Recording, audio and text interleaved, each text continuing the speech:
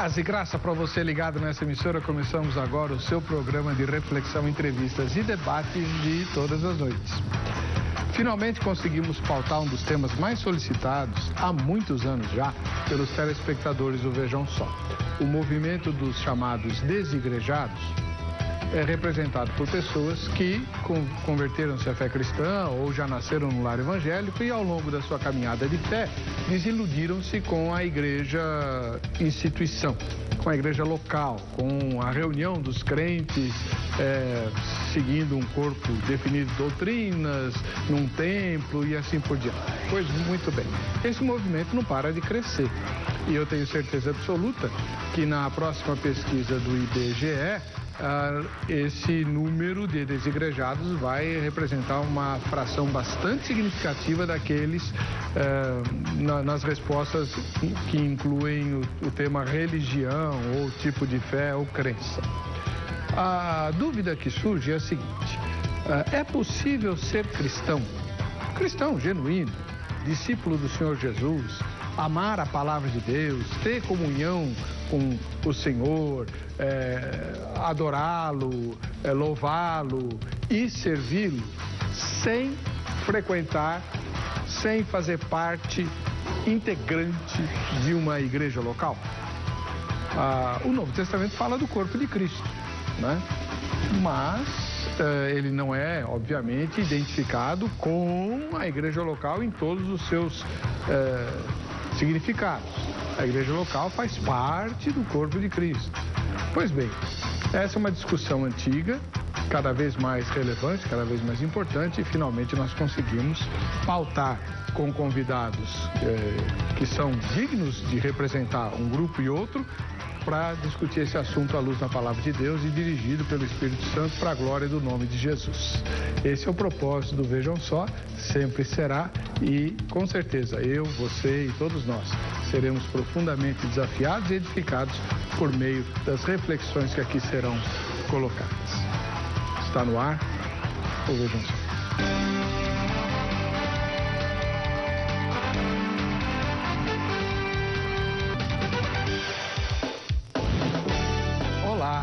Começamos essa edição do programa Vejam Só em nome da Academia Teológica da Graça de Deus, a AGRADE.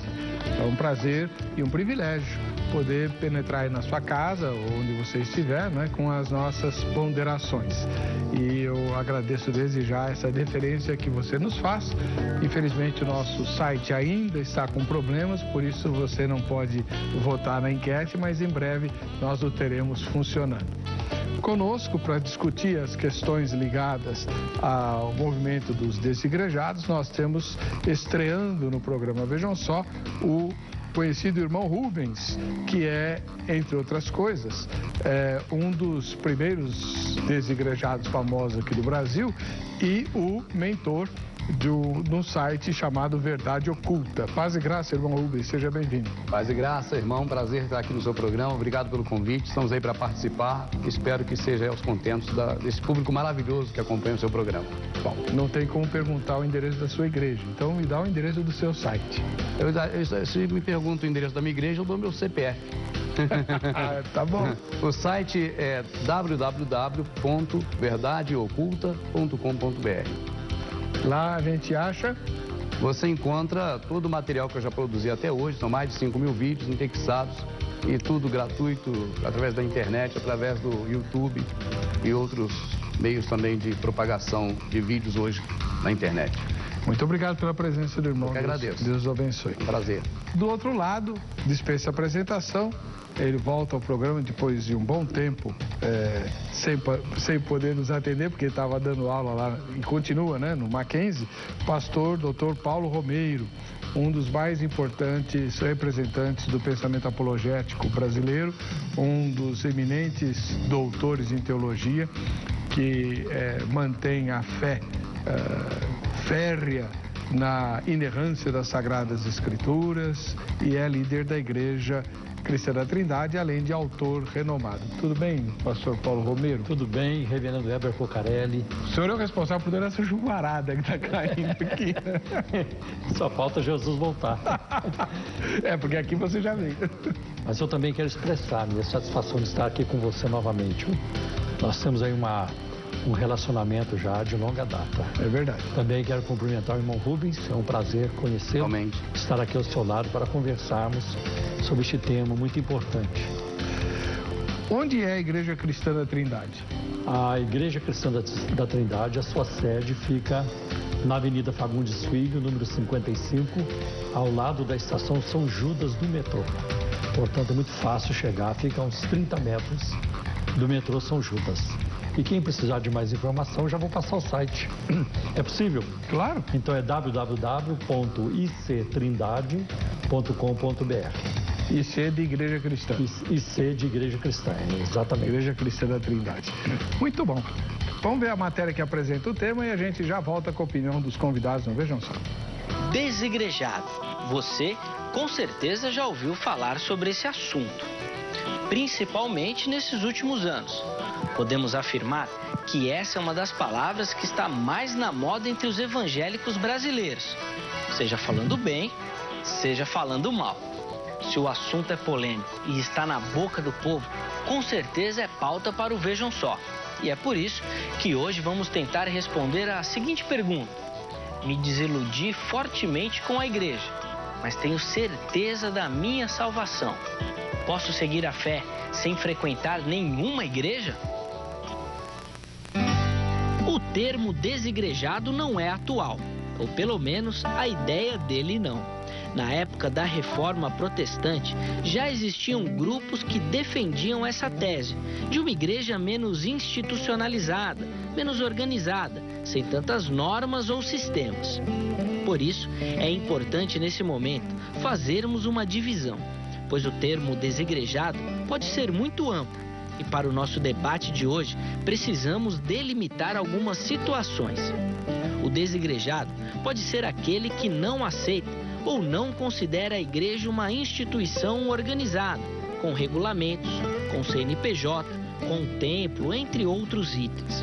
Para esses irmãos, a igreja são as pessoas e, por conta disso, não existe a necessidade de tanta burocracia para adorar a Deus. Essas reuniões podem acontecer em casas, sem dias fixos, sem a necessidade de uma liderança estabelecida, sem o recolhimento dos dízimos. Por outro lado, temos o nosso exemplo de hoje, onde alguma situação pessoal afastou essa pessoa da igreja. Alguma desilusão desanimou a caminhada desse nosso irmão dentro da comunidade. Mas ainda assim, ele permanece fiel ao Evangelho. Continua lendo a Bíblia, orando, aprendendo, alimenta-se com estudos na internet, busca um crescimento espiritual. Porém, sua desilusão acaba por impedir sua frequência em uma igreja. Essa tristeza não está no Evangelho, ou nos ensinos de Cristo, ou então em algum ponto da fé, mas em algo pessoal, que criou um obstáculo para essa pessoa manter-se na igreja, ou ainda que fosse o caso, procurar outro. Diante dessa situação, levantamos a questão: pode essa pessoa continuar caminhando sem frequentar nenhuma igreja? Dessa forma, ela estaria sozinha? Seria uma ovelha longe do rebanho? O autor da Epístola aos Hebreus traz no capítulo 10, versículo 25, a seguinte orientação: não deixemos de congregar-nos, como é costume de alguns. Antes, façamos admoestações, e tanto mais quanto o dia se aproxima. Ao que tudo indica, alguns cristãos estavam vacilantes. Por isso, o autor viu a necessidade de trazer uma palavra de encorajamento, dizendo que o congregar-se vai muito além do receber. Na verdade, está mais ligado ao oferecer, já que a frequência fiel aos cultos encoraja e estimula o amor e as boas obras. Porém, o outro lado diz que não é preciso ir para um templo, ou uma instituição religiosa organizada para exercer ou realizar boas obras e ainda estimular outros para isso. Segundo esse grupo, a vida, o convívio social seria a própria igreja. Logo, nunca uma pessoa estaria afastada do congregar-se, como sugere o texto bíblico. Depois dessas ponderações, será que já podemos definir se uma pessoa pode continuar a sua caminhada de fé sem frequentar nenhuma igreja? Será que isso é certo ou é errado? Que orientação devemos dar para uma pessoa que está nessa situação? Ou, melhor ainda, que decisão devemos tomar quando essa dúvida está presente na nossa própria vida? É bom você ficar ligado, pois o debate do Vejam Só de hoje está apenas começando. Muito bem, tá aí. E para falar sobre o movimento dos desigrejados, né, nós trouxemos um dos líderes desse, não vou chamar de movimento, né, porque ele é fragmentado, como também o movimento evangélico é fragmentado. Então nós temos conosco, estreando no programa, o irmão Rubens. Qual é seu nome, Rubens? É Rubens Sodré do Nascimento. O pessoal me chama de irmão Rubens na internet já há uns 8 a 10 anos. Perfeito. Você tem passagem por alguma igreja evangélica? Eu passei por 2 igrejas, eu me converti em 1988 na Igreja Batista e depois de 3 anos eu passei a frequentar a Igreja Assembleia de Deus, onde fiquei mais 13 anos. E de lá que você saiu para o movimento desigrejado? Em 2008 eu passei a dar uma atenção maior à Escritura no contexto histórico dela, da forma pela qual ela foi escrita. E eu vi a descobrir que capítulos foram inseridos na Bíblia apenas no século XIII e que versículos foram inseridos apenas em 1505, se eu não me engano. E após isso eu passei então a ler a Bíblia, não mais da forma que eu havia aprendido, através de estudos e de pregações. Eu passei a ler da forma que ela foi escrita, ou seja, de forma linear, desconsiderando capítulo e versículos. Eu descobri também que as epígrafes, que são subtítulos, tipo Sermão do Monte, Jesus descendo o monte, parou em um local plano e disse. Eu descobri também que as epígrafes, elas foram colocadas posteriormente, e não na época que as cartas, por exemplo, de Paulo foram escritas. Então também passei a desconsiderar as epígrafes. Quando eu comecei a ler a Bíblia de forma linear, sem considerar capítulo ou versículo, eu passei a ter uma visão diferenciada do que eu havia aprendido até então. Entende? Então foi o que me fez observar melhor o que era ensinado na igreja onde eu estava. E passei a observar, por exemplo, se me permite citar, esse texto de Hebreus. Quando você lê esquecendo que existem capítulos e pega um pouquinho antes, começa em Hebreus talvez 10 na Bíblia, que tem capítulos, você percebe que ali não fala de deixar a congregação evangélica ou protestante, mas fala para não deixar a congregação que Cristo nos colocou para voltar para a lei de Moisés, porque pela boca de 2 ou 3 a pessoa morre sem perdão. É o versículo logo posterior a esse, na introdução do programa que foi mostrado. Então eu creio que o que está escrito ali é que não é para deixar essa denominação ou aquela, até porque quando foi escrita a carta aos Hebreus, não havia acontecido ainda a reforma protestante e este modelo de adoração a Deus ou de chegar a Deus que nós temos hoje, não existia na minha visão. É a minha opinião pessoal, sabe? Você se reúne com crentes normalmente? Não por necessidade. O que acontece é que as pessoas sentem uma carência muito grande do que eu chamaria de uma mente contaminada. Então a pessoa acostuma naquele ritmo. E é difícil parar de uma vez. Então, mesmo quando a pessoa começa a conhecer a Bíblia de forma linear, as escrituras da forma que foram escritas, elas sentem uma carência de estar junto com outras pessoas, de louvar, de participar, tipo de um culto. Então, nós sim fazemos isso, mas não por necessidade. Se dependesse só de você, você não faria? Não faço. Nem preciso da Bíblia. Não precisa nem da Bíblia? Não, só preciso do Messias, só de Jesus. Tá bom. A graça dele me basta, é o que está escrito, é o que eu creio. Mas depois você vai ter que explicar isso melhor. Explico. Deixa eu ouvir o pastor Paulo Robeiro. É possível ser cristão sem frequentar a igreja, doutor Romero? Olha, eu acho que existe uma tentativa nesse respeito, como acabamos de ouvir o irmão Rubens falando, mas nós estamos diante de um fenômeno que os pesquisadores da religião chamam de trânsito religioso. É o mal da época em que vivemos, ou um dos males da época em que vivemos. Como escreveu o sociólogo polonês Zygmunt Bauman, modernidade líquida, onde as relações elas perdem a consistência e tudo fica muito, os laços ficam muito frágeis. Por isso que hoje nós temos, por exemplo, um índice muito elevado de divórcio dentro da igreja evangélica. Economia informal. Se as pessoas não gostam de alguma coisa, elas mudam rapidamente. Eu ainda sou de uma época, na década de 70, quando eu me converti, em 1971, em que os crentes, eles não mudavam de igreja com frequência. Quando havia uma luta na igreja, quando eles não gostavam de algum pastor, quando algum pastor era abusivo, eles então oravam, esperavam em Deus até que Deus agisse. Mas tirando hoje, o pastor. Tirando o pastor. Então, os crentes, eles estavam mais habituados a sofrer pela causa, a sofrer pelo evangelho. Mas hoje, na era do hedonismo que nós vivemos hoje, a busca pela gratificação imediata, então isso tornou a relação muito frágil, principalmente na fé cristã. Então as pessoas mudam de ideia muito facilmente e não se envolvem em relacionamentos duradouros e nem saudáveis como antigamente. Eu tenho amigos que eu construí essa amizade há mais de 40 anos. E nós nos reunimos ainda, temos essa amizade. Mas hoje é muito mais difícil se construir isso.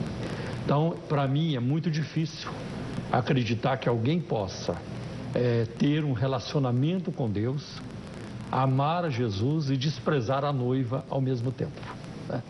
Aliás, eu quero até te contar uma experiência. Eu sou pentecostal, então eu posso ter experiências. Uai!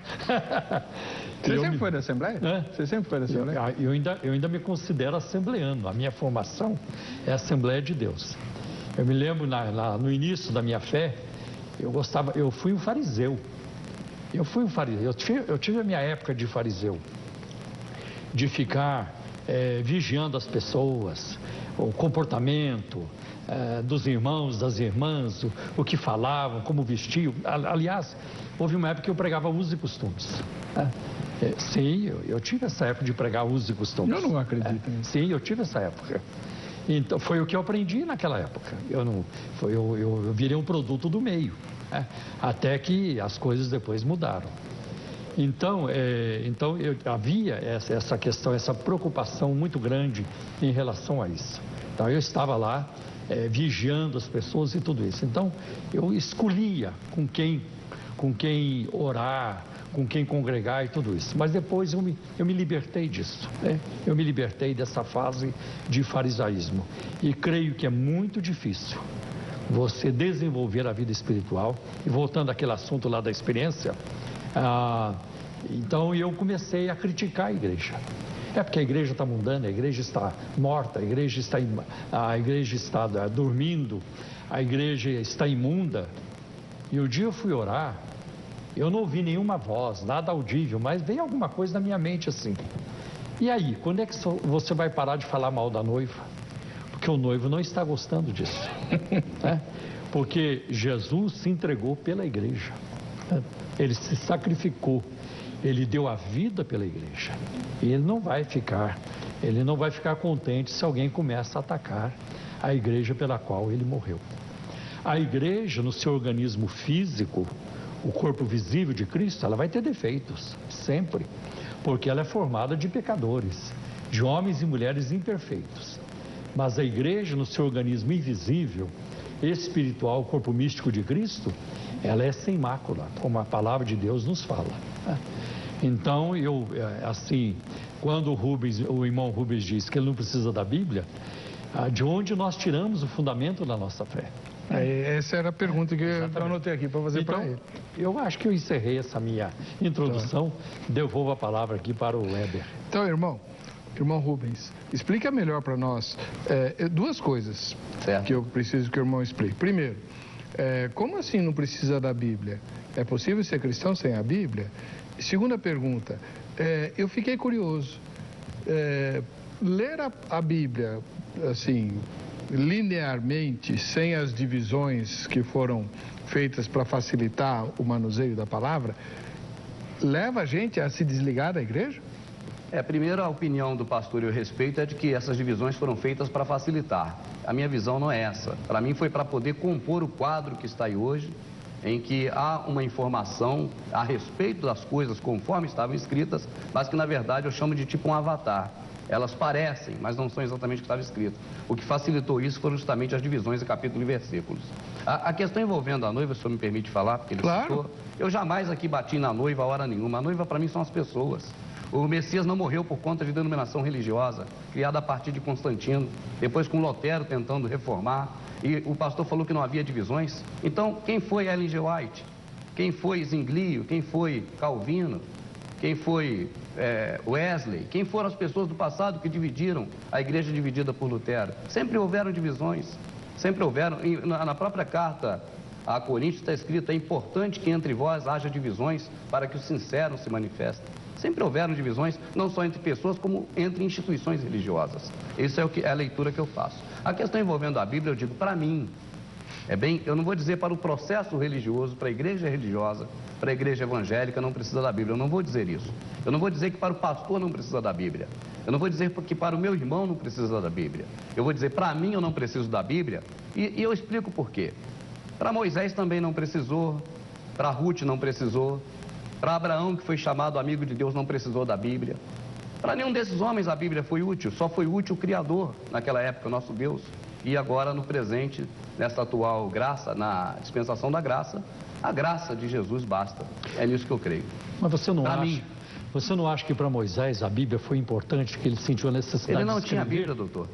Ele escreveu a Bíblia. Ele é um dos autores da Bíblia, ele escreveu irmão. os 5 primeiros livros. Então, a Bíblia foi compilada pela Igreja Católica, o livro.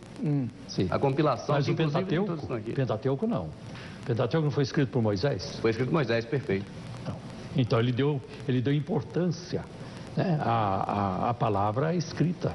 Para ele foi importante. Mas eu não estou dizendo que não seja importante a palavra escrita. Isso eu não estou falando. Então, é isso não preciso da Bíblia porque eu creio que o Senhor Jesus morreu por mim. E aqui eu uso o termo Senhor Jesus porque as pessoas que estão assistindo conhecem bem esse nome, que é novo. Né? O nome Jesus é muito novo. Haja vista que hoje você entra na Biblioteca Nacional e tem lá a Bíblia de 1615, se eu não me engano, eu não vou dizer data aqui para não errar, em que lá está escrito Iesu no lugar de Jesus. Então o nome Jesus é bem novo. E eu costumo não citar, eu cito mais o Messias, né?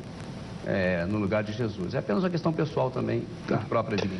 No próximo bloco, a gente vai explorar várias coisas. A primeira delas é justamente essa questão podemos abrir mão das Escrituras?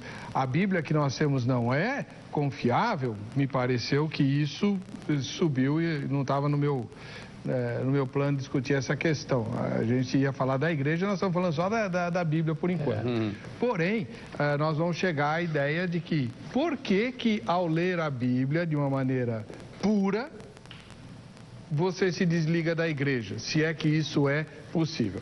Já a gente volta, mas antes eu tenho um recadinho importante.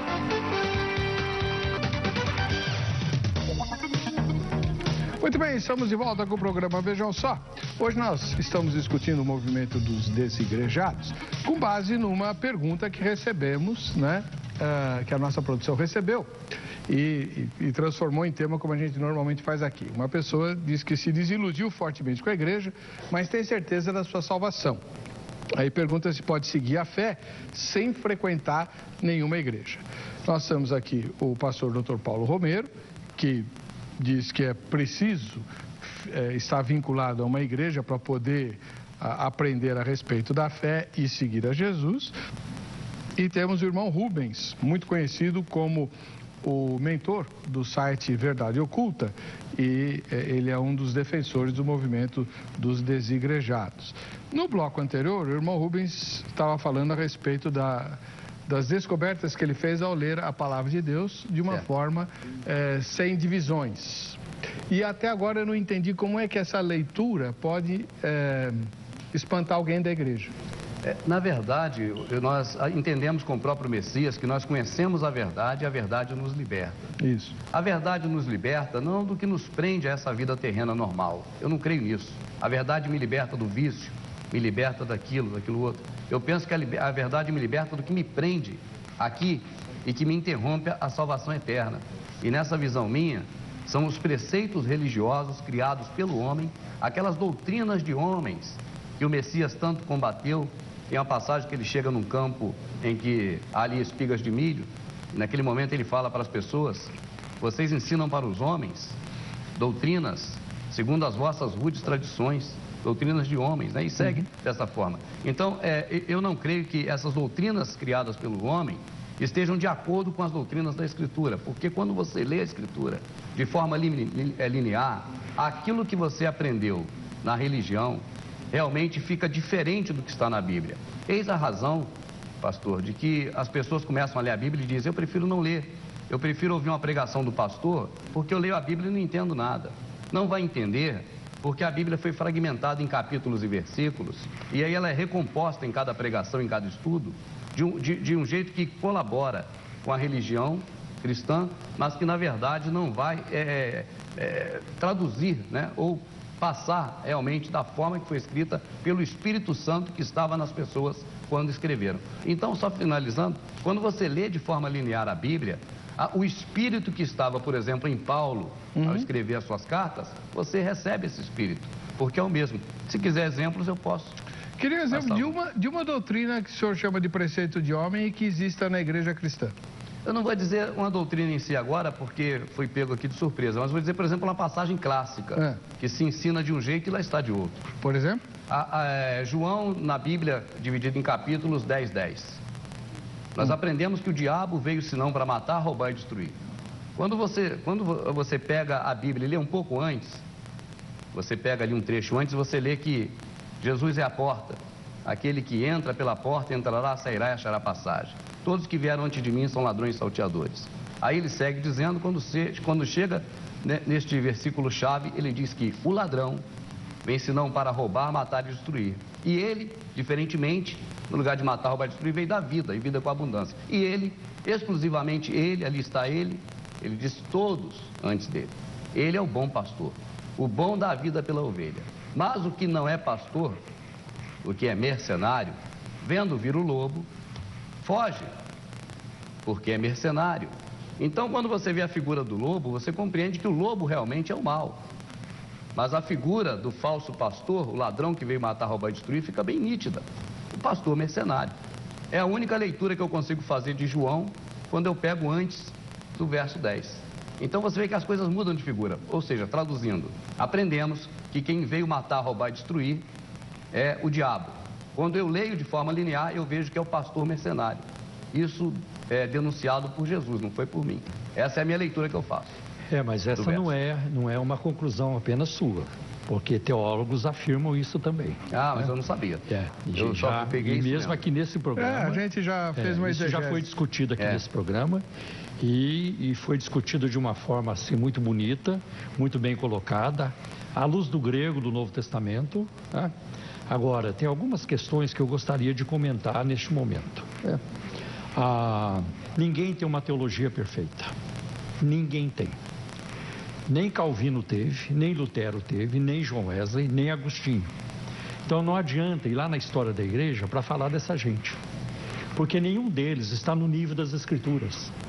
Ninguém precisa do Calvino para ir para o céu, ninguém precisa do Agostinho e nem do Lutero para ir para o céu. Porque muito antes de existir Calvino, dele ter nascido, e outros expoentes da história da igreja, a igreja primitiva já estava lá, conversões, pessoas sendo salvas e assim por diante. Tá? Então eles não estão no mesmo nível, nenhum pai da igreja está no mesmo nível da Escritura. Então não existe, ninguém tem uma teologia perfeita. Tá? Como também não existe uma igreja perfeita, porque ela é composta de pecadores. Tá?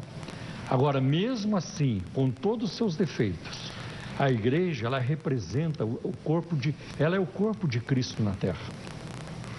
E uma outra coisa muito importante que nós temos que ter em mente, nesse aspecto aí, de que a igreja não é perfeita, guarde bem isso que eu vou lhe falar, irmão Rubens. Caminhar com Jesus é conviver com Judas. Uma vez, uma pessoa chegou para mim na igreja, um membro da igreja disse: pastor, eu vou embora. Eu vou embora da sua igreja, eu não fico mais aqui. Aconteceu alguma coisa, irmão? O senhor tolera fulano de tal aqui na igreja. Aí eu falei para ele: interessante. se você fizesse parte do grupo de Jesus, você falaria a mesma coisa para Jesus. Olha, Jesus, não dá mais para te seguir, porque o Senhor tolera o Judas aqui no grupo e eu não vou conviver com Judas. Então, seguir a Cristo muitas vezes significa conviver com Judas. E a gente tem que olhar para Jesus. A Bíblia é muito enfática nisso. É isso que eu teria para comentar neste momento. Outra pergunta, irmão Rubens, né? Na fala do senhor no bloco anterior, ficou uma preocupação em mim, eu gostaria que o senhor esclarecesse para os telespectadores e para mim também. A impressão que dá é que a Bíblia que nós temos, ela não é confiável. O senhor tem falado das divisões de Bíblia, de capítulos e versículos. É só esse o problema ou o senhor acha que o texto foi alterado? A questão envolvendo a Bíblia, para mim, não é diretamente ligado a textos alterados. Eu digo a metodologia de utilização da Bíblia no atual contexto da igreja. A igreja não utiliza normalmente a Bíblia para poder fazer um estudo com a pessoa de forma linear. Tanto que os sermões expositivos praticamente acabaram. Hoje são sermões temáticos, né, na maioria. Então, aquele passeio que se dá na Bíblia para poder conduzir a ideia do que quer se passar para as pessoas, para mim é que traz a grande nocividade da situação, ou seja, torna nociva a Bíblia no momento em que ela é repartida em capítulos e versículos e que se utilizam de pontos aqui, pontos ali, pontos lá, para construir a ideia, não do que está realmente na cabeça ou estava na cabeça de quem escreveu os livros da Bíblia, mas na cabeça do pastor que quer colocar. Irmão, eu não estou conseguindo fazer uma conexão aqui. O que tudo isso tem a ver com o movimento dos desigrejados? Sabe por que eu não estou conseguindo fazer? Irmão. O senhor, por favor, me ajude aqui. Tá. Que acho que a gente tem que mudar o tema. Né? Vamos discutir o uso da Bíblia, não a questão dos desigrejados. Porque os desigrejados que eu conheço, eles são contra você fazer parte de uma instituição, que é o que eu pensei que o senhor fosse defender, quando o senhor falou minha igreja, meu CPF. É o que eu defendo. Por exemplo, o irmão foi convidado, ficou insatisfeito com a igreja do pastor. Foi o pastor quem falou isso, o pastor Paulo. O irmão ficou, vamos dizer, insatisfeito com a igreja dele. E o pastor citou que mesmo se o irmão estivesse na igreja de Jesus, então você vê que a noiva é uma coisa, a noiva é aquela que o Messias morreu por nós, e nos remiu pessoas. Aquela igreja que acompanhava Paulo quando ele passava, está escrito, a igreja o acompanhava. Aquela igreja que ele saudava, que está na casa do irmão tal, ou seja, pessoas, gente, tá certo? Não igreja, instituição, que é moderno. Eu digo igreja, gente. Ok, tá então certo? agora a gente está voltando para o tema. Mas a pergunta que eu quero fazer para o irmão, e depois o pastor Paulo Romero vai comentar a sua resposta, é a seguinte. Nesses pequenos encontros, como se nós estamos aqui, umas 10 pessoas, a gente faz um encontro, né? Vai haver um ensino da palavra. Sim, perfeito. E nem sempre o ensino da palavra vai pegar um livro inteiro da Bíblia para ser ensinado naquele dia. Ou mesmo um conjunto sequencial de frases da Bíblia, para não usar o termo versículos, né? Vai ser usado. Nos grupos de estudo, se segue a mesma metodologia que o senhor criticou aqui. E, só para fechar, qual o problema do sermão temático? O apóstolo Paulo pregou expositivamente lá em Atenas? Claro que não. Foi um sermão temático. O apóstolo Pedro, quando no dia de fundação da igreja, dia de Pentecostes, o sermão dele foi temático. Está errado? Não, porque não foi baseado na Bíblia. O sermão hoje da igreja evangélica... Como é que é? Não entendi. Não foi baseado na Bíblia, eles não tinham a Bíblia. Como que não foi baseado na Bíblia? Eles não tinham. Ele pegou Joel. Não, aí ele pegou... A Bíblia que nós temos hoje é composta de quantos livros? Os livros que Paulo escreveu não estavam lá. É o que eu estou dizendo, irmão. Eu não estou entendendo. Eles se basearam no conhecimento que eles tinham da palavra de Deus. Mas isso não é Bíblia? É Bíblia, irmão, mas não exatamente de como é hoje. Porque hoje só tem os livros que não tinham naquela época. Irmão, hoje explica direito. Hoje, qual era a Bíblia dos apóstolos e qual é a nossa? O que eu estou dizendo não é contra a Bíblia, nem os apóstolos, irmão. É assim, hoje o pastor pega a Bíblia e ele manda você comprovar o que ele está falando, lendo um versículo aqui, outro ali que comprova. Nos pequenos grupos isso não acontece? Não. O que eu estou dizendo aqui é o seguinte, a razão de ter a Bíblia é para você ler e conhecer o que está nela. Quando você lê de forma linear, da forma que foi escrita, você vê uma visão diferente do que foi ensinado dentro da religião evangélica. É por isso que você se afasta da igreja. igreja. Fala, qual Você já faz da igreja a principal diferença que chamou a atenção do senhor? A minha foi o dízimo, sem dúvida. O que tem o dízimo? O dízimo, Malaquias estava falando contra exatamente os sacerdotes, não contra a gente. Ele dizia, este mandamento toca a vós, sacerdotes. Aí segue falando, quando chega naquele determinado momento, ele fala, roubará o homem a Deus, todavia vós. Vós quem? Já está antes, os sacerdotes. Me roubam nos dízimos e ofertas alçadas, levantadas, recolhidas. Certo. Então trazei todo o dízimo à casa do tesouro, que nada mais é do que o armazém, para que eu derrame, abra as janelas do céu e derrame chuva, de forma que caia tanta água e dê tanto alimento que você não tenha como guardar. Perfeito. Foi esse texto que eu li lá que eu vi, peraí, não é para mim o cajado? O pastor da minha igreja dizia que eu tenho que dar o dízimo porque eu, senão estou roubando a Deus, mas ali Malaquias está falando para os sacerdotes de Israel, vós, toda a nação de Israel. Ué, o crente que imita o erro do sacerdote não está errado também? Poderia estar errado, mas como ele vai entregar hoje dízimos, alimentos lá no templo de Israel, se o templo nem existe mais? Aí é o dízimo, é outra história essa. Doutor Paulo Romero, é o senhor que tem a palavra. Bem, o que eu estou ouvindo aqui hoje é coisa muito absurdo. estranha. É muito estranho. Primeiro, irmão Rubens, é preciso observar a grande dependência que os escritores, os pregadores do Novo Testamento tiveram do Antigo Testamento. Mateus, por exemplo, cita cerca de 50 vezes o Antigo Testamento. O próprio Jesus, em Lucas 24, quando ele começa a falar, né, para os discípulos do caminho de Emaús, e começando por Moisés, e ali pelos Salmos e os profetas, até Jesus dividiu a Bíblia. E outra coisa, pregação temática, ela não é um pecado. Por exemplo, o príncipe dos pregadores ingleses, Charles Spurgeon, ele pregava a maior parte tematicamente, e é o príncipe dos pregadores. Mas Calvino fazia só exposição, até aí... E aí, o que eu acho interessante em Spurgeon, qualquer tema que ele pegasse, ele passava por Jesus, sempre para exaltar a Cristo, mesmo sendo um pregador temático. Então, a total dependência disso. Agora, eu não consigo entender como é que um grupo de pessoas se reúne. Nós queremos aqui o Messias, nós vamos adorar o Messias, mas nós não queremos Bíblia. É como a OAB dizer, nós agora vamos para os tribunais, mas nós não queremos lei. O Código de Lei. Eu não falei Código sobre Penal. isso. Eu falei, a Bíblia não, eu não preciso da Bíblia, porque quem me morreu por mim essa é uma frase muito forte. Eu não preciso da Bíblia, eu preciso do Messias, a graça dele me basta. E o senhor tem Messias sem Bíblia? Como é que o senhor descobriu que o Messias era seu salvador? Porque primeiro que eu ouvi as pregações e depois eu passei a ler as escrituras e agora eu compreendi do jeito que eles escreveram aqui, não do jeito que me ensinaram.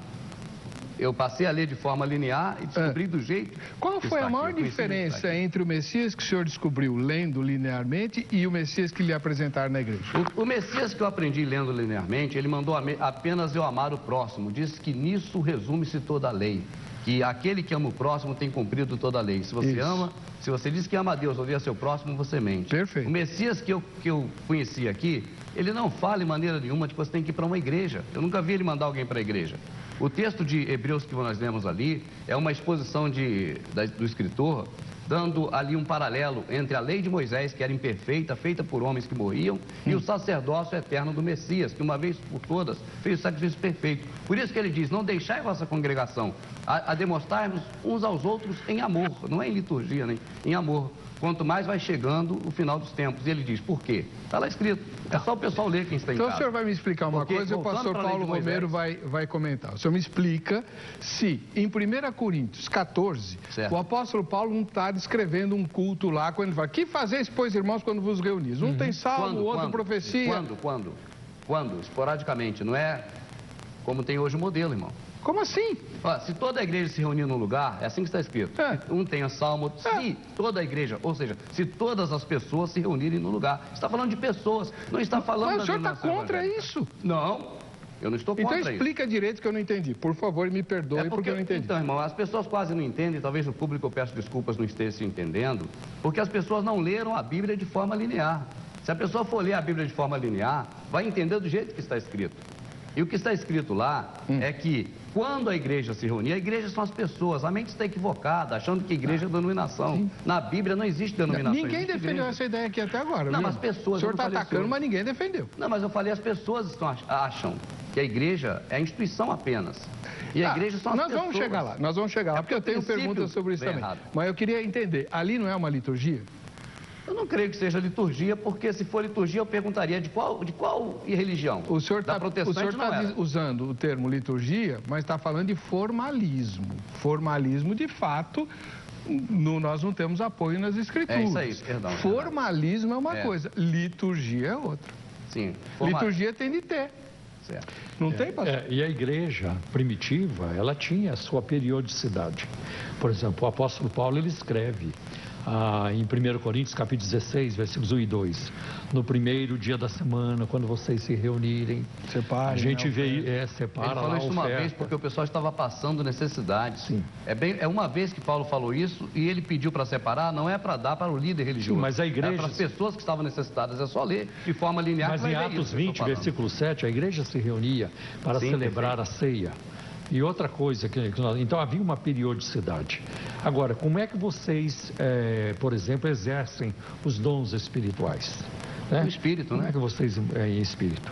Como é que acontece essa edificação mútua? É porque os dons espirituais que a igreja evangélica ensina tem uma característica. Quando você lê de forma linear a Bíblia, você conhece os dons espirituais do jeito que está escrito. E aí se trata de outra coisa. Olha, que outra coisa? Os dons espirituais, se você for observar nas escrituras, eles são discernidos e eles acontecem em espírito. Os dons espirituais, pelo que eu entendo da igreja evangélica, de acordo com a linha que ela segue, são dons de pular, sei lá, rodar, de repente falar em línguas ou expressões físicas. Os dons espirituais se manifestam só espiritualmente? Da forma que está escrita nas escrituras, você tem o quê? Mansidão. Como é a mansidão? A mansidão é algo do espírito da pessoa. Mas isso não é um dom. Isso tem a ver com o fruto do Espírito. É os frutos do Isso Espírito. está lá em Gálatas, capítulo 5, a partir do versículo 22. A diferença do fruto do Espírito e do dom espiritual é que os dons é uma manifestação do Espírito através de nós. Agora, o fruto é aquilo que vem de dentro de nós, né? O dom tem a ver com poder espiritual, com manifestação do poder de Deus. Mas o fruto tem a ver com caráter. É diferente. Por isso nós vamos encontrar, e lamentável que a gente encontra, pessoas que exibem dons espirituais, mas não têm caráter. Nós vamos encontrar até segmentos que enfatizam mais o carisma do que o caráter. E isso leva à destruição. Então não adianta você ter poder de Deus para expulsar demônio, poder orar pelos enfermos, se a pessoa tem uma vida imunda, uma vida torta, uma vida sem caráter. E eu aqui vou deixar uma frase que vai ajudar muito, né? O teu carisma pode te levar para um lugar onde o teu caráter não vai te sustentar. Agora, nós não podemos, por causa daquilo que você falou, que tem gente que pula, tem gente que abusa. É enorme. O que acontece hoje é muito grande, o abuso dos dons espirituais na igreja evangélica do tempo presente. Mas Deus não é culpado disso. Quando os malucos que estão aí no mundo evangélico e partem para manipulação e vendendo produtos e profetizando, os profetas de programa de rádio, tudo isso é tudo abuso. Um dia Deus vai julgar isso. Isso não é a igreja. Essa não é a verdadeira igreja de Cristo. Então, a igreja de Cristo vai se prezar pela palavra, vai se nortear pela Bíblia. Eu acho interessante.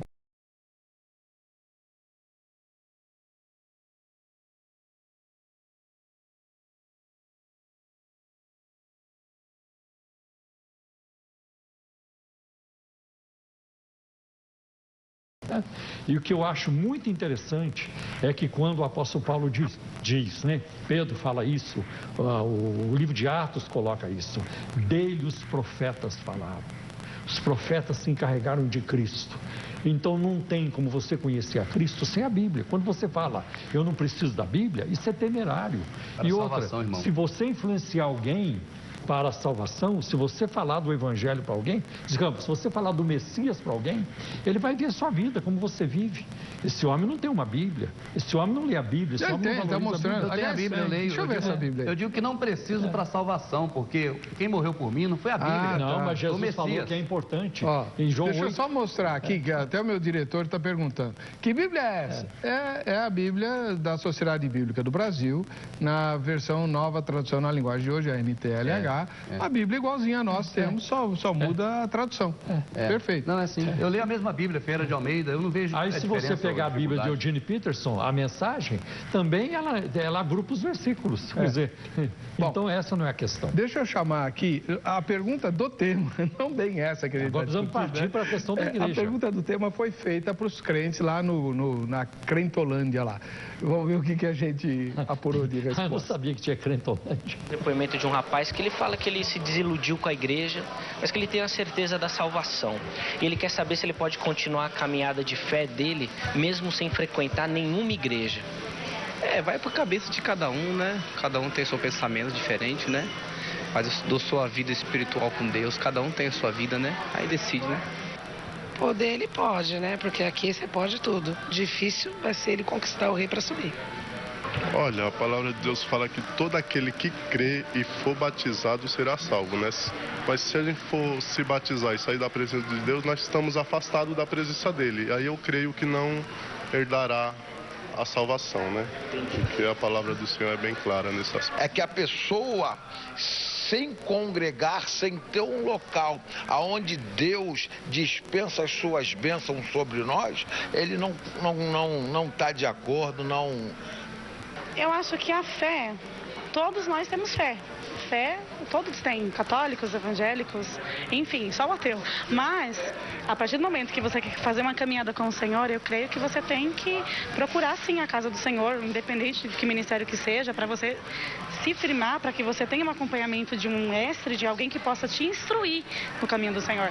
Porque um só não consegue sozinho. Você tem que ter ajuda, a instrução de alguém mais sábio na sua vida para te dar direção e ensinar os caminhos do Senhor assim que Ele quer que a gente ande. Sim, ele pode. A partir do momento que ele tem fé em Deus, acho que independente disso, Deus está no coração dele, né? Então, não há necessidade nenhuma dele ir para uma igreja a partir do momento que ele siga os ensinamentos de Deus. E onde ele vai aprender os ensinamentos de Deus? O apóstolo Paulo, irmão Rubens, vamos lá. Sim, irmão. O apóstolo Paulo fala para Timóteo, o princípio do discipulado, né? Aquilo que de mim ouvistes, instrui a homens também bons, né? Homens honestos, para que eles ensinem outros. A ideia do discipulado, né? Perfeito. Que é nada mais, nada menos do que um pequeno grupo. Sim. Perfeito. Onde eu quero chegar, e a gente vai poder explorar isso no último bloco daqui a pouquinho. A questão é a seguinte, a gente começa aqui um pequeno grupo, tá bem? O irmão vai nos instruir e vai nos discipulando, a gente vai discipular outros e tal. Ok. Esse grupo vai crescer, não vai caber mais numa casa. Foi assim que a igreja se institucionalizou. Não foi Constantino que institucionalizou a igreja. Esse é um equívoco muito comum na história, mas não, é um equívoco, é um engano. Qualquer grupo pequeno, se crescer, tem de se institucionalizar. Por quê? Não vai, a menos que aconteça alguma coisa que é muito incomum. Normalmente o grupo cresce, não cabe mais numa casa, num apartamento, precisa alugar um local. Perfeito. Quem é que vai alugar o local? Vai precisar de um CPF.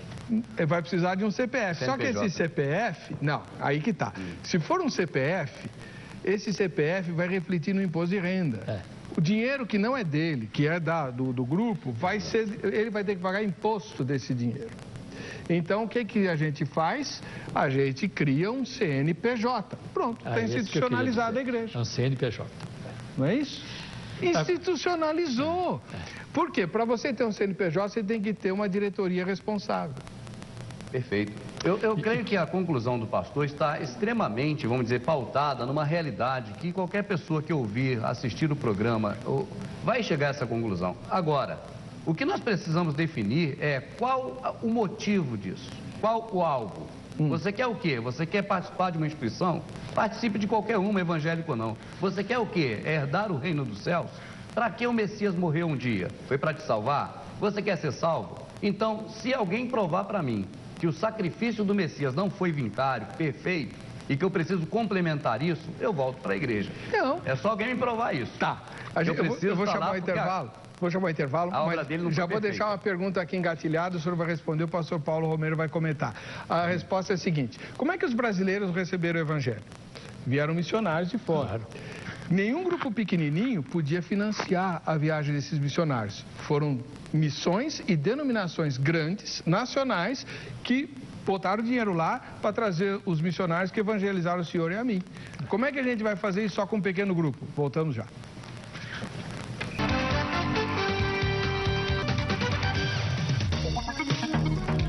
Muito bem, estamos hoje aqui no Veja Só, o pau tá comendo aqui, né? O debate tá bom, graças a Deus, porque nós estamos discutindo uma das questões mais sensíveis dos nossos tempos. É possível ser cristão e não pertencer a uma igreja institucionalizada? Né? Nós estamos aqui discutindo esse assunto com o Dr. Paulo Romero, que defende a ideia da igreja institucionalizada, e com o irmão Rubens, que defende a ideia de que não, grupos pequenos, sem vinculação legal, vamos chamar assim, né? Pode ser. Institucional. Podem fazer isso. Então, irmão Rubens, ele fez uma pergunta no bloco anterior. Como é que a gente vai financiar missões se os nossos grupos são pequenos? E já emendo uma segunda pergunta, porque a sua resposta depois eu vou passar para o pastor Paulo comentar, porque eu estou falando demais. Não existe o risco nos grupos pequenos de o líder passar doutrina falsa? Num grupo maior tem mais gente vigiando, numa igreja institucionalizada para ser pastor tem que passar em 1.500 provas e 500 concílios e tal, além de fazer a faculdade, blá, blá, blá, né? Então existe mais controle. No grupo pequeno, nós não estaremos mais sujeitos às heresias? Eu penso que sim, o senhor está correto, por isso que eu não apoio a questão envolvendo grupos para nada de prática religiosa voltada ao interesse ou à necessidade de ser salvo. Eu penso que você quer cantar para o senhor, não é pecado, não é errado. Você quer se reunir com irmãos para orar, para cantar, não é pecado, não é errado. Agora, se disser para mim, precisa fazer isso para ser salvo, eu vou dizer que o Jesus das pessoas que dizem isso é desse tamanho. O meu Jesus é gigante, é poderoso, ele morreu por mim, morreu pelas pessoas que eu posso levar o evangelho. Então ele disse para nós, para pregarmos o evangelho a toda criatura, a gente chega e mostra o Senhor Jesus para as pessoas, né? Mostra a realidade do evangelho. E as pessoas se convertem do seu mau caminho, aquele que roubava não rouba mais, o que trapaceava não trapaceia. Exatamente a pregação de João Batista. As pessoas diziam, e agora o que faremos nós? Você tem 2 capas, dê uma. O irmão estendeu a mão pedindo, você auxilia. Não foi mandado que ninguém fosse para a igreja. Aliás, pastor, eu queria ver um dia Ruth indo para uma igreja, uma mulher de Deus igual Ruth, igual Esther. Essas mulheres não foram para a igreja, elas não tinham igreja, elas não frequentavam a igreja. Abraão foi chamado amigo de Deus sem saber o que é uma igreja evangélica. Então, por que as pessoas que serviam, vamos dizer, o termo servir não gosto muito de usar, porque o Messias não veio para ser servido, ele veio para servir, né? Esse termo servir a Deus, para mim, eu não encontro isso quando eu leio de forma linear na Bíblia. Eu vejo de outra forma, mas porque essas pessoas... Servir a Deus não tem na Bíblia? Não, o Messias falou que ele veio para servir, não para ser servido. O Messias. Ele falou, Paulo também falou, ele não é servido por mão de homens como se precisasse de alguma coisa, porque ele mesmo dar o ar, a vida que nós precisamos. Paulo fala que ele é servo de Cristo. Ele se fez servo, é aquele servo que se fez servo, mas não que o Messias pediu para a gente ser servo dele. Eu posso me fazer servo de quem eu quiser, mas se eu disser que o Messias pediu para alguém ser servo dele, ele disse que não há necessidade. Quanto ao ensinamento também, na carta de Pedro está escrito que não há necessidade que ninguém vos ensine. Ele fala, digo isso acerca dos que vos enganam. Não há necessidade de que ninguém vos ensine, porque a unção que permanece em vós é a primeira de João. João, Não é isso, irmão? Está escrito dessa forma. Digo isso acerca dos que vos enganam. Verdade. Não é verdade? Não há necessidade que ninguém vos ensine. Foi o Espírito, a unção que desceu em Pentecostes. Vamos lá. Fazer um comentário sobre essa última parte. Sim, irmão. O termo igreja, eclésia ou eclesia, no grego do Novo Testamento e no hebraico no Antigo Testamento, kahal, significa assembleia. E é assim que Deus tratou o seu povo no Antigo Testamento. Reuniu o seu povo em assembleia. Por isso Deus instituiu as festas da Páscoa, dos tabernáculos, no Yom Kippur. Eu quero o ajuntamento, né? A tenda era a tenda da congregação. Uma outra versão diz a tenda do ajuntamento, né? Então Deus quer o seu povo reunido. E por isso que a Ruth não conseguiria mesmo frequentar uma igreja, porque a igreja ela surge em Mateus capítulo 16, a partir do versículo 18. Acho que ela ia à sinagoga, não é? Exatamente. Ela ia ao templo e assim por diante, né? Ao tabernáculo. Então, nós vamos ver que no Novo Testamento, Jesus não abre mão disso. Você sabe aonde está isso? Em Lucas 15, na parábola da ovelha perdida. Aquela ovelha, eu não quero mais saber do rebanho. Eu posso seguir minha vida separada do rebanho. Talvez a gente pudesse até colocar isso na mente da ovelha, só para ilustrar. Não é isso que o texto diz. Mas talvez alguém, olha, a ovelha partiu, foi embora, está sozinha, porque ela não quer mais fazer parte. Mas o dono, o pastor, não aceita essa situação. Ele nem olhou para o rebanho dizendo, eu tenho 99, uma só não vai fazer falta. Não, aquela ovelha é preciosa, ele vai atrás dela, até trazê-la de volta para o redil. Não é para o redil, é para deixar solta. Está escrito assim, pastor, eu li de forma linear e li diferente. Sim. Não deixou presa, deixou solta pastando. Sim. Essa conotação de que deixou presa, o evangelho geralmente repete. Mas não é isso. Ela não está escrito que ficou presa, não. Ninguém está falando de ficar preso aqui. O redil? Não. No redil era onde ela ficava à noite. Está escrito prisma, irmão, mas lá está escrito nas montanhas. Proteção. Largou solta nas montanhas, é o que está nos textos. Sim. É só ler de forma linear. Proteção, mas ele foi lá e buscou e deixou trouxe de volta. Ainda trouxe sobre seus ombros. Então, o pastor, ele não aceita essa situação. Quer ver o seu povo reunido. E a gente vê isso. Veja bem, Pentecostes começou numa assembleia, com o povo reunido. Estavam juntos lá. Maria, a mãe de Jesus, ela podia muito bem olhar para aquele grupo e dizer, eu ir lá orar com vocês? Vocês abandonaram meu filho? Onde vocês estavam quando meu filho estava lá na cruz? Eu estava lá, vocês não estavam. Eu falaria. E outra coisa, você vem me falar de Espírito Santo? Eu já tive experiência com isso há muito tempo. Uma experiência que ninguém teve, só ela. Ninguém teve, exatamente. Mas Maria é humilde, ela vai lá para o cenáculo e com cerca de 120 pessoas. Pentecostes não aconteceu de forma isolada, aconteceu no grupo, aconteceu numa assembleia. No povo ali reunido, e ali é o corpo de Cristo está reunido. Então isso precisa ser valorizado no Novo Testamento. Se alguém não se dá bem numa igreja, vai para outra. São milhares de igrejas. A pergunta é para quê, irmão? Para ser salvo? Não. Para você crescer. Então chegou onde eu queria, não é para ser salvo. Não. É para ter uma vida social com irmãos, para ter o que fazer. Agora, para ser salvo... Nenhuma igreja salva. Então, nós sabemos disso. Para que eu vou para um local que não me salva se eu quero Quem salva é Jesus. Exatamente. Mas uma vez que você é salvo em Cristo... Eu quero ser salvo, Peraí.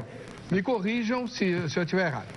Eu vou mencionar aqui um texto da Bíblia, de Efésios. Certo. E o senhor comenta e depois o doutor Paulo comenta o mesmo texto. Certo. Em Efésios, o apóstolo Paulo diz que aquele que subiu foi o que tinha descido e ele estabeleceu vários grupos de pessoas, apóstolos, profetas, evangelistas, pastores e mestres, com um objetivo. O aperfeiçoamento dos santos. Até que... Não, para a obra do ministério. É para a obra do ministério. Até que cheguemos à perfeita varonilidade. O senhor já chegou à perfeita varonilidade de Cristo? Eu já cheguei à perfeita conclusão do que está escrito em Efésios quando eu li de forma linear. Tá, vamos lá. Pode falar. Em forma Passa linear, para nós. De forma linear você encontra Paulo corrigindo aquele pessoal e dizendo: eu, prisioneiro de Cristo, rogo-vos pela compaixão do Messias que ficais cada um na posição que você foi chamado, porque ele mesmo que subiu ao céu, levou cativo o cativeiro, o que colocava o homem debaixo do sacerdote para chegar a Deus. Pode ler que vai entender isso. Ele mesmo deu, ele que deu, passado exemplo, uns para pastores, outro para mestres, e vai até que não sejamos mais meninos da fé, levado por vento de doutrina, por boca de homens que com astúcia enganam fraudulosamente. Leia tudo, irmão. Quando o pastor seu mandar você ler um pedacinho, pegue antes e lê até depois, que você não vai ficar mais na igreja. Mas eu mencionei o trecho inteiro. Agora eu quero saber como é que o senhor não enxerga a igreja aí. A igreja é para aperfeiçoar o crente. Até que você... Não seja mais menino na fé. Se você já sabe que Jesus morreu por você.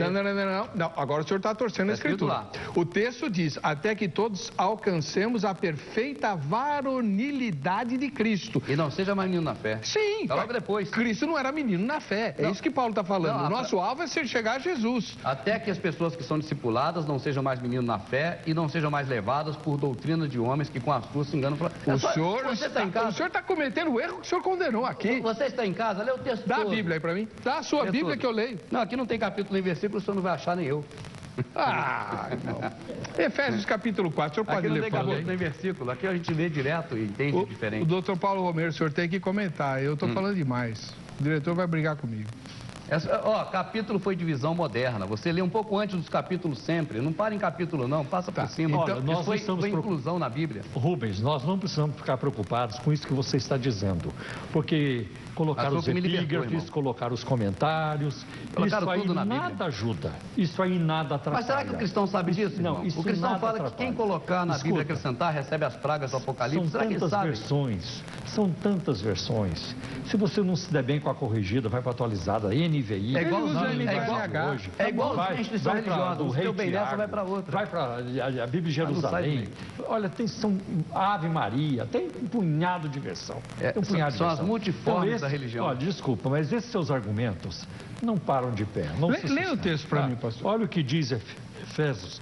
A minha Bíblia, não sei se vocês querem uma linguagem mais atualizada, a minha é corrigida. Diz assim, a partir do versículo 11. E ele mesmo deu uns para apóstolos, e outros para profetas, e outros para evangelistas, e outros para pastores e doutores, querendo o aperfeiçoamento dos santos para a obra do ministério, para a edificação do corpo de Cristo, para que não sejamos mais meninos inconstantes, levados em toda roda por todo vento de doutrina, pelo engano dos homens que com astúcia enganam fraudulentamente. Antes, seguindo a verdade em amor, cresçamos em tudo naquele que é a cabeça, Cristo. A cabeça, do qual todo o corpo, bem ajustado e ligado pelo auxílio de todas as juntas, segundo a justa operação de cada parte, faz o aumento do corpo para a sua edificação em amor. Perfeito. Rubens, Jesus valorizou a igreja. Valorizou, não tem dúvida, ele morreu por ela. Ele fala com várias igrejas. Várias pessoas. Começar com Éfeso, termina com não denominações religiosas. E eu vou dizer para você, tinha igrejas de Apocalipse grandemente encrencadas. Terrivelmente encrencadas. Pérgamo, por exemplo, praticava a doutrina do nicolaísmo. Sim, veja bem. É bom que a pessoa pesquise o que é nicolaísmo. Sim, nós sabemos disso. Mas para todas elas, Jesus ofereceu uma promessa. Não fechou a porta para nenhuma delas. Tem no meio de vocês isso, tem isso que eu abomino, tem outros que me dão náusea, mas para todas elas, Jesus ofereceu uma recompensa, algo que vencer. A pessoa, então, não a denominação. A igreja é a pessoa, é porque na mente do cristão, geralmente está a igreja muito confundida, entrelaçada com instituição religiosa. Não estou aqui para defender denominação.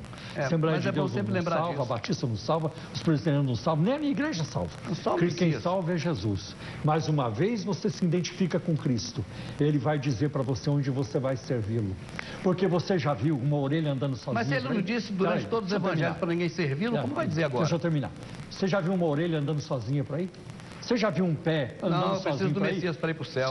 Você já viu um pé andando sozinho? Não. Eu estou cansado do corpo. Já carreguei peso demais. Agora não quero mais saber. Você já viu um cotovelo andando sozinho? É corpo. Ô, irmão Heber. Agora outra coisa, Rubens. Quando uma pessoa, ela encrencou numa igreja, ela não se deu bem numa igreja, ela tem opções. Ora a Deus. Aonde ela vai servir a Deus? Pode ser que ela seja o problema. Exatamente. Mas para quê? Para ser salvo? Você não precisa. Não é só salvo, irmão. Mas o que eu quero é ser salvo. Eu penso que aqui esse planeta... Mas você já não está salvo? Não, salvo daqui para ir para a vida eterna, para viver com Cristo. Exato. É essa que é a minha vontade. E o crescimento espiritual? Eu preciso só da graça do Senhor Jesus. A Bíblia ordena que nós devemos crescer. Como assim? Não, pera um pouquinho. Agora, tem essa questão que o senhor ficou de esclarecer para nós também. O apóstolo Paulo, o apóstolo Pedro, o apóstolo Tiago, o apóstolo João, o apóstolo Judas, deixa Judas para Zelote. Mas eles não estabelecem doutrina nas escrituras sagradas? Sim, conforme a doutrina de Cristo. Porque se alguém vir ter convosco e não trouxer essa doutrina, que é segundo a piedade, que seja... A doutrina de Cristo é: amai-vos uns aos outros assim como eu vos amei. É isso que agrada a Ele. É o que nós devemos fazer apenas, amar as pessoas. Não, espera um pouquinho. Porque a salvação, Ele já morreu por nós. Essa não é a única doutrina do Novo Testamento, irmão.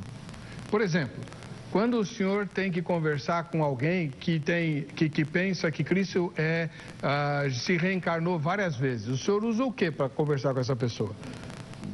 O senhor não usa a doutrina da única encarnação de Jesus por meio de Maria? Referencial. Conforme o ensinamento dele, certo? Perfeito. Então, isso é doutrina. E não é amai-vos uns aos outros. É Jesus Cristo nasceu por obra do Espírito Santo, do ventre de Maria e papapá. Mas eu digo para a conduta nossa, entendeu, irmãos? Como filhos de Deus. Mas quando eu converso com alguém que tem outro tipo de crença, é conduta também. Sim, devemos amá-los também. Claro, e evangelizá-los, usando as Escrituras.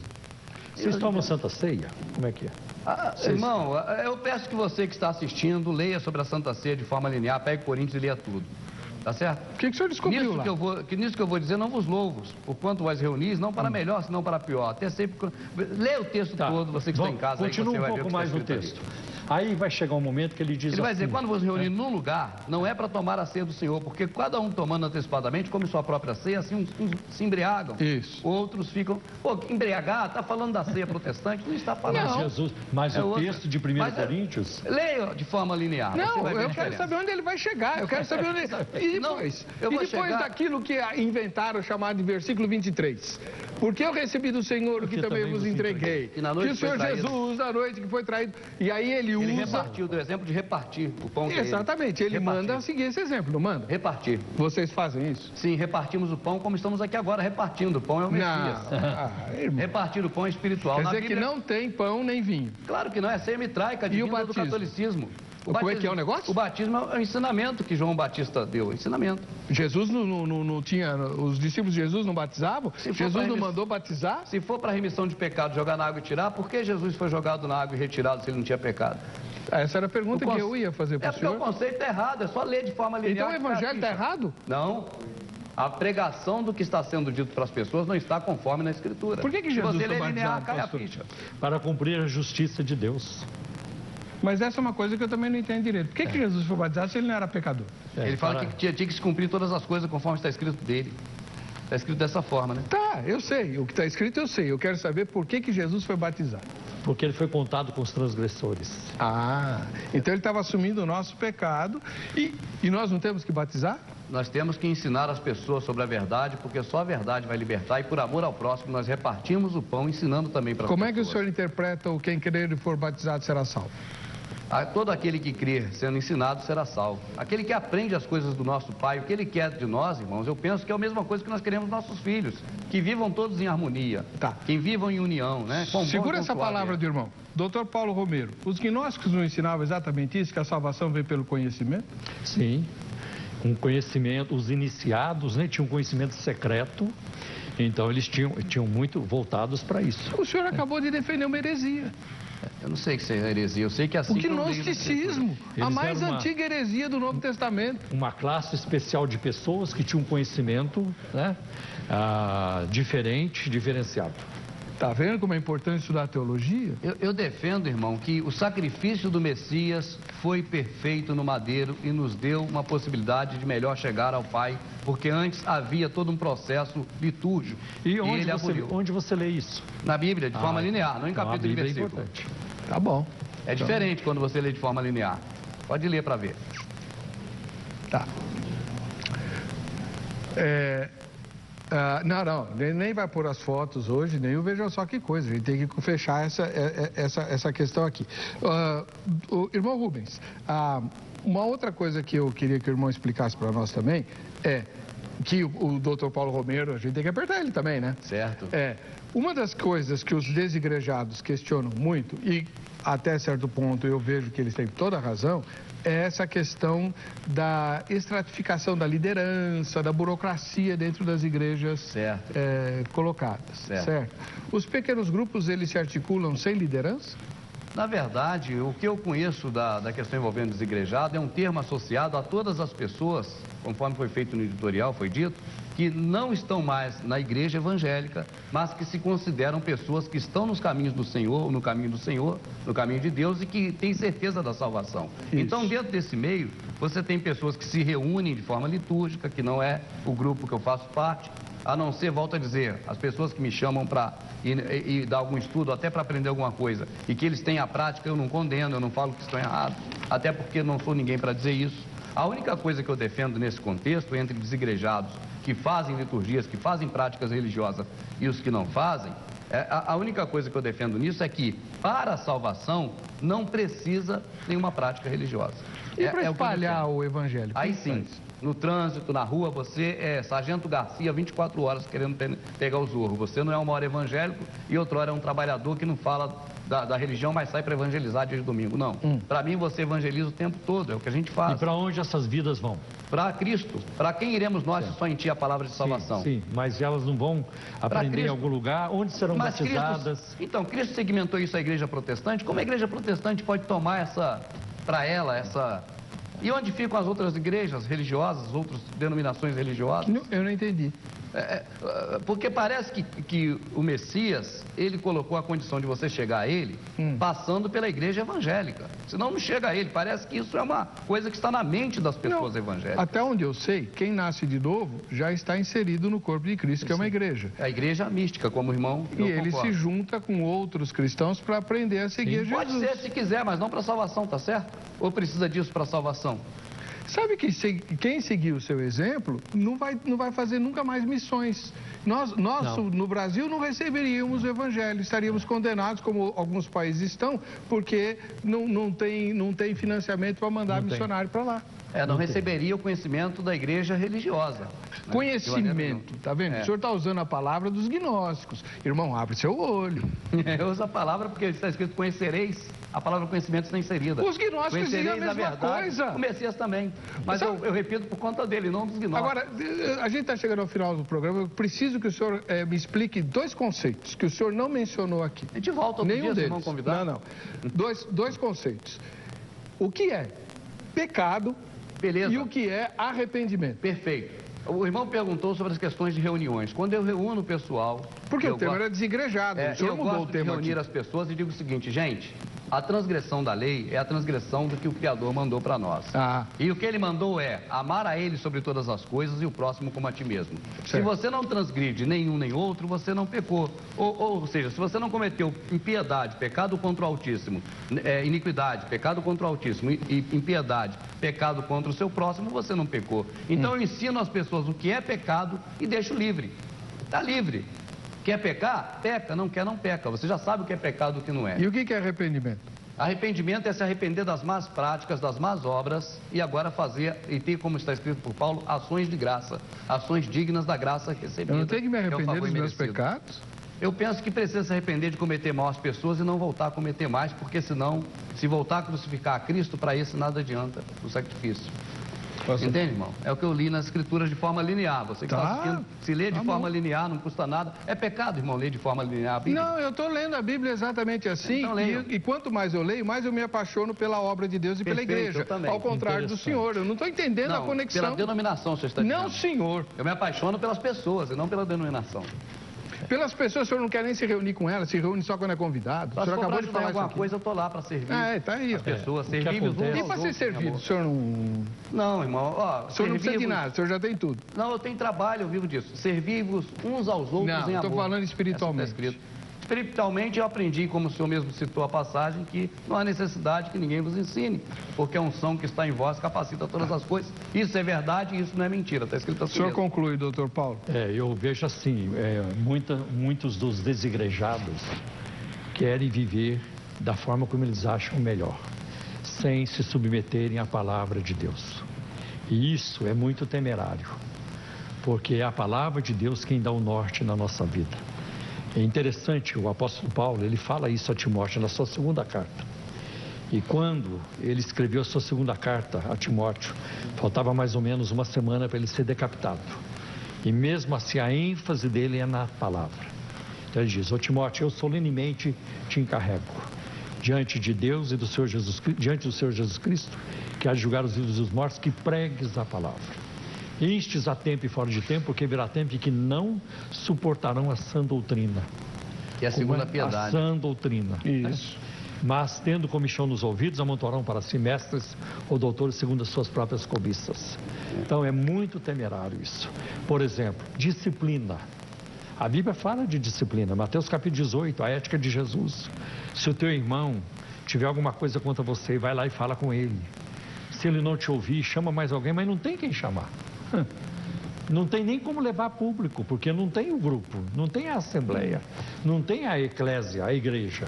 Como é que essas coisas começam a faltar? Tem as pessoas, irmãos. Você chama as pessoas para poder ir lá e ver se apazigua, porque ali é o texto que fala, onde tiver dois ou três, no momento que estiver acontecendo a coisa. Imagina alguém esperar ter um problema para levar para a igreja. As pessoas que trazem problema para as igrejas, os pastores nem gostam.